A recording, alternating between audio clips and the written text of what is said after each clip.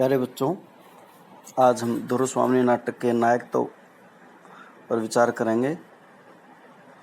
ये क्वेश्चन इस प्रकार भी आ सकता है, क्या ध्रुवस्वामिनी एक नायिका प्रधान रचना कही जा सकती है? कहने का भाव ये है कि ध्रुवस्वामिनी नाटक का नायक कौन है, इस पर हम चर्चा करेंगे आज। आलोचकों में यह प्रश्न सदा ही विवाद का विषय रहा है कि ध्रुवस्वामिनी नाटक में नायक कौन है। इस नाटक में प्रमुख पात्रों में रामगुप्त, चंद्रगुप्त दो प्रधान पुरुष पात्र हैं और नारी पात्रों में ध्रुवस्वामिनी प्रधान पात्र है। नायक संबंधी शास्त्रीय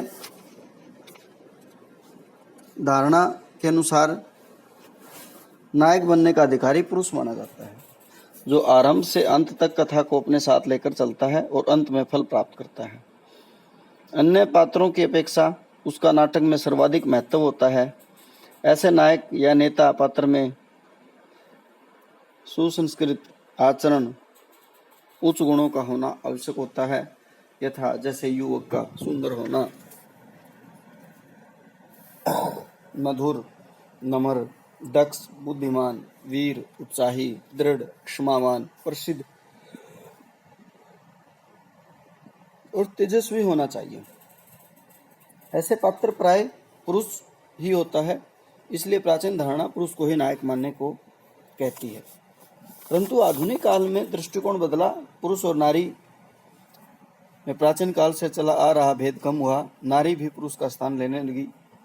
यही कारण है कि यशोधरा, विष्णु पुराण, मैथिली शरणगुप्त जैसे काव्य, झांसी की रानी वनिंदालाल वर्मा उपन्यास तथा ध्रुवस्वामिनी जैसे नाटक आदि रचनाएं लिखी जाने लगी, जिसमें नायिका की प्रधानता है।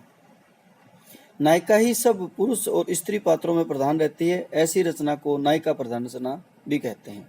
इसमें नायिका अर्थात सर्वप्रमुख नारी पात्रों को ही नायक कहलाने का अधिकार प्रदान किया जाने लगा है। जब हम ध्रुवस्वामिनी नाटक पर विचार करते हैं तो हमें दो तथ्य सामने आते हैं। पहली बात तो ये है कि यदि हम प्राचीन दृष्टिकोण को देखें तो पुरुष पात्रों में चंद्रगुप्त ही नायक बनने की योग्यता रखता है, क्योंकि रामगुप्त तो अयोग्य है, मधप है, कलीव है, कायर है, विलासी है। वह तो नायक के स्थान पर प्रतिनायक ही बना हुआ है। उसमें न तो नायकोचित गुण है और न ही वह अंत में फल का भोगता होता है। उससे अधिकार छीनने के लिए ही नाटक में सारा संघर्ष और प्रयत्न चलता है। अतः रामगुप्त वीर रामगुप्त के नायक बनने में तो कोई प्रश्न ही नहीं उठता। उसकी तुलना चंद्रगुप्त में धीरोदात्त नायक के सभी गुण विद्यमान है। धीर, वीर, युवक, सुंदर, त्यागी, तेजस्वी, प्रतिभावान, क्षमाशील, विनम्र, दृढ़, प्रसिद्ध, उच्च कुल का योग्य पुरुष है। वह ही अपने साहस और वीर क्रम से सकराज पर विजय प्राप्त करता है, वही फल का भोगता है। सामंत कुमार और परिषद उसे ही रामगुप्त के स्थान पर सम्राट मानते हैं। नाटक की नायिका ध्रुवस्वामिनी उसी से प्रेम करती है। कथा के आकर्षण का केंद्र भी वही है, ध्रुवस्वामिनी के आकर्षण का केंद्र भी वही है। प्रसाद जी ने रामगुप्त जैसे अयोग्य व्यक्ति के स्थान पर चंद्रगुप्त जैसे राष्ट्र नायक की प्रतिष्ठा का ही उद्देश्य अपनाया है। अतः चंद्रगुप्त ही इस नाटक का नायक है। परंतु दूसरे तथ्यानुसार यह नाटक नायिका प्रधान नाटक है, क्योंकि इसमें ध्रुवस्वामिनी न केवल नारी पात्रों में बल्कि पुरुष पात्रों में भी प्रधान स्थान रखती है। नाटक का आरंभ उसी से होता है। साम्राज्य में के मान सम्मान का संबंध भी उसी से जुड़ा हुआ है। वह आरंभ से अंत तक कथा की गति का विकास केंद्र है। नाटक में विरोध और विद्रोह का स्वर भी उसी का सबसे ऊंचा है। यहाँ तक चंद्रगुप्त को भी वह प्रेरित करती है। तीसरे अंक में जब रामगुप्त चंद्रगुप्त को बंदी बना लेता है और चंद्रगुप्त कुछ भी विरोध न कर विवश भाव से भाग्याधीन किंग करते हुए मूड बना रहता है, तब ध्रुवस्वामिनी ही उसे प्रेरित करती हुई कहती है कि झटक दो लो शंकराओं को, यह मिथ्या ढोंग कोई नहीं सहेगा, तुम्हारा क्रोध दुर्दैव भी नहीं। यहाँ आकर हमें मानना पड़ेगा कि ध्रुवस्वामिनी कितनी शक्तिशाली है। शक विजय के बाद ही शकद्रु की स्वामिनी बनी। कोमा उसी की आज्ञा से सकराज का शव प्राप्त करती है।